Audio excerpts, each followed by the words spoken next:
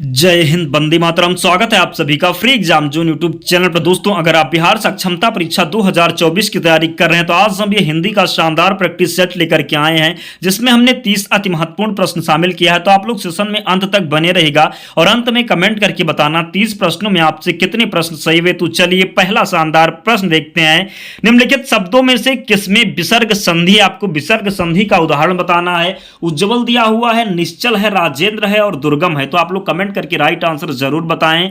बात करें विसर्ग संधि की तो निश्चल में विसर्ग संधि हो जाएगा। जब आप निश्चल का संधि विच्छेद करेंगे तो नी के साथ विसर्ग लगेगा, इसलिए यहां पर विसर्ग संधि हो जाएगा। जरूर आप सभी को ध्यान रखना है। नेक्स्ट, निम्नलिखित शब्दों में से किसमें स्वर संधि? आपको स्वर संधि का उदाहरण बताना है। अतियप दिया हुआ है, रजनीश है, तपोगुण है, सदाचार है। तो बात करें स्वर संधि की तो रजनीश में स्वर संधि हो जाएगा। दीर्घ स्वर संधि है रजनीश में, जरूर ध्यान रखिएगा।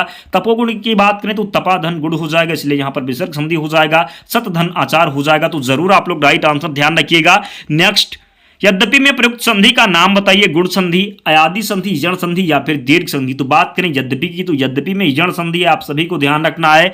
नेक्स्ट, निम्नलिखित शब्दों में से किसमें स्वर संधि? आपको स्वर संधि का उदाहरण बताना है। अधोसुख दिया हुआ है, सज्जन है, वाग्जाल है, महोदधि है। तो बात करें महोदधि की तो महोदधि में स्वर संधि है। क्या है? महोदधि में स्वर संधि है, जरूर ध्यान रखिए। गुण स्वर संधि है महोदधि में, आप सभी को ध्यान रखना है। नेक्स्ट, ज्ञानपीठ पुरस्कार किस भाषा से संबंधित है? ज्ञानपीठ पुरस्कार किस भाषा से संबंधित है? हिंदी से, संस्कृत से, तमिल से या फिर संविधान की 8वीं अनुसूची की सभी भाषाएं से? तो बात करें ज्ञानपीठ पुरस्कार की तो ये संविधान की 8वीं अनुसूची की सभी भाषाओं से संबंधित है, इसलिए यहां पर फोर्थ ऑप्शन राइट आंसर हो जाएगा। नेक्स्ट, रामधारी सिंह दिनकर को किस कृति पर साहित्य अकादमी पुरस्कार मिला? साहित्य अकादमी पुरस्कार रामधारी सिंह दिनकर को किस कृति पर मिला? कुरुक्षेत्र, उर्वशी, संस्कृत के 4 अध्याय या फिर रश्मिरथी? तो बात करें संस्कृत के 4 अध्याय तो संस्कृत के 4 अध्याय के लिए रामधारी सिंह दिनकर को साहित्य अकादमी पुरस्कार मिला था। बात करें उर्वशी की तो उर्वशी भी रामधारी सिंह दिनकर की रचना है। उर्वशी के लिए रामधारी सिंह दिनकर जी को ज्ञानपीठ पुरस्कार मिला था, जरूर ध्यान रखिएगा। नेक्स्ट, मधुशाला के रचनाकार कौन है? मधुशाला के रचनाकार कौन है? निराला, सूरदास, हरिवंश राय बच्चन या फिर मलिक मोहम्मद जायसी? तो मधुशाला के रचनाकार कौन है? तो हरिवंश राय बच्चन जी हैं मधुशाला के रचनाकार, जरूर ध्यान रखिएगा। दोस्तों, जिसने भी अब तक सेशन को लाइक नहीं किया प्लीज लाइक कर देना और चैनल को जरूर सब्सक्राइब कर लेना। नेक्स्ट, हिंदी का प्रथम मौलिक उपन्यास कौन सा है? परीक्षा गुरु होगा, आनंद मठ है, गबन है या फिर तितली है? तो बात करें हिंदी का प्रथम मौलिक उपन्यास तो ये परीक्षा गुरु है। हिंदी का प्रथम मौलिक उपन्यास, जरूर ध्यान रखिएगा। हिंदी का प्रथम मौलिक उपन्यास परीक्षा गुरु है, आप सभी को ध्यान रखना है। नेक्स्ट, ज्ञान मार्गी शाखा के कवियों को किस नाम से पुकारा जाता है? सिद्ध कवि, नाथपंथी कवि, भक्त कवि या फिर संत कवि? तो बात करें ज्ञान मार्गी शाखा के कवियों को किस नाम से पुकारा जाता है? तो इसका जो राइट आंसर हो जाएगा संत कवि। ज्ञान मार्गी शाखा के कवियों को किस नाम से पुकारा जाता है? तो संत कवि के नाम से पुकारा जाता है, जरूर ध्यान रखिएगा। नेक्स्ट, हिंदी साहित्य में प्रयोगवाद के प्रवर्तक का नाम क्या है?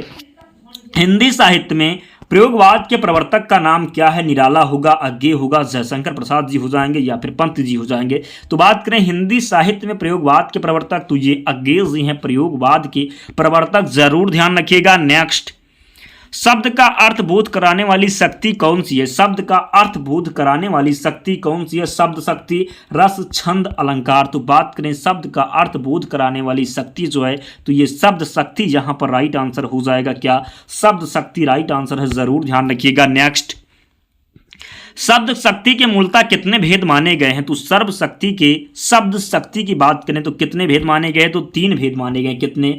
3 भेद माने गए हैं। एग्जाम में प्रश्न पूछा जाता है तो जरूर ध्यान रखिएगा। नेक्स्ट, किसे शब्द की प्रथमा शक्ति कहा जाता है?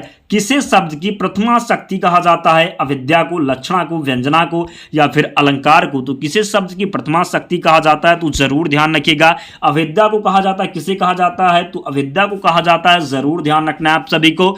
नेक्स्ट, लक्षणा की शर्तों की संख्या कितनी है? लक्षणा की शर्तों की संख्या कितनी है? तो लक्षणा की शर्तों की संख्या है 3। कितनी है? 3 है, जरूर आप सभी को ध्यान रखना है। नेक्स्ट, नवरस में कौन सा रस शामिल नहीं है? हास्य रस, भयानक रस, अद्भुत रस या फिर वात्सल्य रस। तो बात करें नवरस में कौन सा रस शामिल नहीं है, तो जरूर आप सभी को ध्यान रखना है वात्सल्य रस नवरस में शामिल नहीं है, आप सभी को ध्यान रखना है। नेक्स्ट, रस संध के जो है रस सिद्धांत के आदि प्रवर्तक कौन माने जाते हैं, या फिर कौन है रस सिद्धांत के आदि प्रवर्तक कौन है, आप सभी को कमेंट करके बताना है। भरत मुनि दिया हुआ है, भानुदत्त है, विश्वनाथ है, भामा है। तो बात करें रस सिद्धांत आदि के प्रवर्तक कौन है, तो इसका जो राइट आंसर है भरत मुनि है। कौन हो जाएंगे, तो रस सिद्धांत आदि के प्रवर्तक जो हो जाएंगे ये भरत मुनि हो जाएंगे, ध्यान रखना आप सभी को। नेक्स्ट, भरत मुनि के रस सूत्रों में किसका उल्लेख नहीं है? स्थायी भाव, शांत, अनुभव या फिर व्यभिचारी भाव। तो भरत मुनि के रस सूत्र में किसका उल्लेख नहीं है, तो इसका जो राइट आंसर है शांत हो जाएगा। भरत मुनि के रस सूत्र में किसका उल्लेख नहीं है, तो शांत का उल्लेख नहीं है, जरूर ध्यान रखिएगा।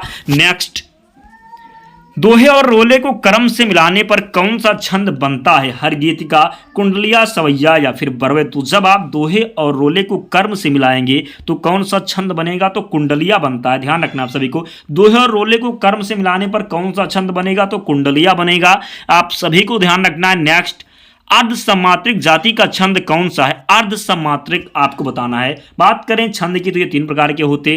अर्ध सम्मात्रिक जाति का छंद आपको बताना है रूला, दोहा, चौपाई या फिर कुंडलिया। तो बात करें दोहा की, तो दोहा जो है ये अर्ध सम्मात्रिक छंद है, आप सभी को ध्यान रखना। कितना, पहले और तीसरे में 13-13 और दूसरे और चौथे में कितना होता है, तो 11-11, इसलिए यहाँ पर अर्ध सम्मात्रिक छंद है दोहा। दोहा का उल्टा जो होता है सोठा होता है। चौपाई की बात करें तो सम्मात्रिक छंद है, इसमें 16 मात्राएं होती हैं, आप सभी को ध्यान रखना है। नेक्स्ट, चौपाई के प्रत्येक चरण में कितनी मात्राएं होती हैं, तो अभी आपको हमने बताया चौपाई के प्रत्येक चरण में 16 मात्राएं होती हैं, सम्मात्रिक छंद है, ध्यान रखना है आप सभी को। नेक्स्ट, छंद के कितने प्रकार होते हैं? 2, 3, 4 या फिर 5। तो बात करें छंद की, तो छंद के कितने प्रकार होते हैं? छंद के 3 प्रकार होते हैं, आप सभी को ध्यान रखना है। नेक्स्ट, छंद का सर्वप्रथम उल्लेख कहाँ मिलता है? ऋग्वेद, यजुर्वेद, सामवेद या फिर उपनिषद में। बात करें छंद का सर्वप्रथम उल्लेख कहाँ पर मिलता है, तो ऋग्वेद में छंद का सर्वप्रथम उल्लेख मिलता है। कहाँ पर मिलता है, तो छंद का सर्वप्रथम उल्लेख मिलता है ऋग्वेद में, आप सभी को ध्यान रखना है। नेक्स्ट, कोई भी छंद किसमें विभक्त रहता है? कोई भी छंद किसमें विभक्त रहता है? चरणों में, यति में, दोनों में ही या फिर इनमें से कोई नहीं। तो कोई भी छंद किसमें विभक्त रहता है, तो चरणों में भी और यति में। तो यानी कि यहाँ पर राइट आंसर तो हो जाएगा दोनों में भी। कोई भी छंद किसमें विभक्त रहता है, तो चरणों में भी विभक्त होता है, यति में भी विभक्त होता है। तो थर्ड ऑप्शन यहाँ पर राइट आंसर हो जाएगा, दोनों में ही, जरूर ध्यान रखिएगा। नेक्स्ट, बुरी तरह हारना के लिए सही मुहावरा बताइए। बुरी तरह हारना के लिए सही मुहावरा बताइए। मुंह खून लगना, मुंह ताकना, मुंगी खाना, मुंह तरना। तो बुरी तरह हारना यानी कि मुंगी खाना, बुरी तरह हारना, राइट आंसर जो हो जाएगा मुंगी खाना, थर्ड ऑप्शन यहाँ पर राइट आंसर है, जरूर ध्यान रखना है आप सभी को। नाश कर देना के लिए सही मुहावरा बताइए। नाश कर देना के लिए सही मुहावरा बताइए। पानी में आग लगाना, पानी फेर देना, पानी पानी होना, पानी भरना। तो नाश कर देना का जो सही मुहावरा हो जाएगा क्या हो जाएगा, तो पानी फेर देना हो जाएगा। क्या हो जाएगा, नाश कर देना के लिए सही मुहावरा जो हो जाएगा ये पानी फेर देना हो जाएगा, आप सभी को ध्यान रखना है। नेक्स्ट, अगर मगर करना का अर्थ बताइए। अगर मगर करना, इधर की बात उधर करना, कपट करना, व्यर्थ समय गंवाना या फिर बहाने बनाना। तो अगर मगर करने का जो अर्थ हो जाएगा बहाने बनाने से हो जाएगा।